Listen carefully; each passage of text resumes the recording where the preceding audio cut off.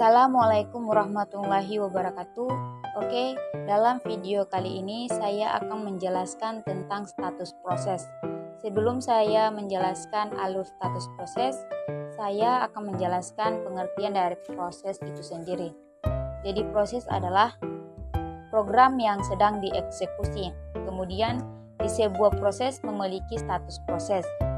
Status proses ini menunjukkan apa yang sedang dilakukan sebuah proses yang sedang aktif. Pada saat program eksekusi, proses akan berganti dari status proses ke proses lainnya. Oke, setelah itu proses pada sistem operasi ini memiliki 5 status. Yang pertama itu new, kedua running, ketiga waiting, 4 ready, dan yang kelima terminated.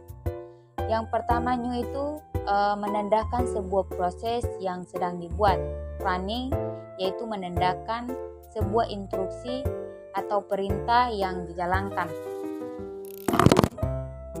Yang ketiga waiting yaitu proses menunggu beberapa kegiatan.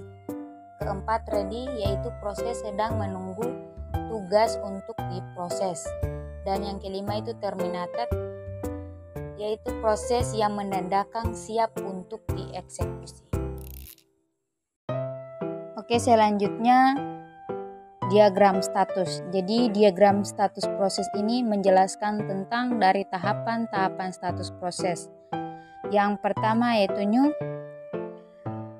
New ini ketika suatu proses sedang dibuat, maka status proses ini akan berada pada status new, dan kemudian jika semua persiapan dari status ini disetujui atau admitted, maka status akan berubah menjadi ready.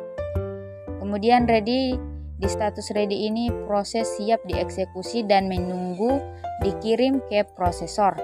Pada saat proses ini dikirim ke prosesor, maka proses ini akan berubah status menjadi running.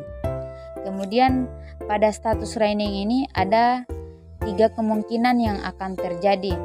Yang pertama, jika sebuah proses tidak diinterupsi, maka proses ini akan langsung dikerjakan oleh prosesor. Jika selesai, maka exit dan proses akan berganti status menjadi terminated atau selesai.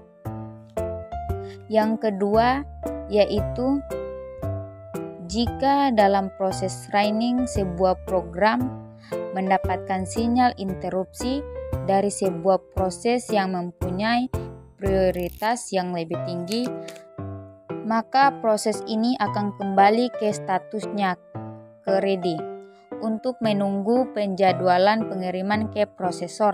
Dan jika proses interupsi ini telah dikerjakan, maka status dari ready akan kembali ke status running. Dan jika selesai, maka exit dan status akan berubah menjadi terminated. Kemudian yang ketiga yaitu saat proses dalam keadaan running dan ternyata dibutuhkan respon dari perangkat input output dan beberapa sinyal, maka status proses ini akan berubah menjadi waiting untuk menunggu persiapan perangkat input output dan sinyal yang dibutuhkan. Jika perangkat input output dan sinyal yang dibutuhkan telah lengkap, maka proses akan berubah status kembali menjadi status ready. Di status ready ini akan menunggu jadwal pengiriman atau menunggu jadwal eksekusi ke prosesor yang nantinya akan kembali ke status running. Di status running ini akan diproses lalu exit dan kemudian status akan berubah menjadi terminated atau selesai. Oke, sekian dari penjelasan proses status ini. Kurang dan lebihnya saya mohon maaf. Wassalamualaikum warahmatullahi wabarakatuh. Dan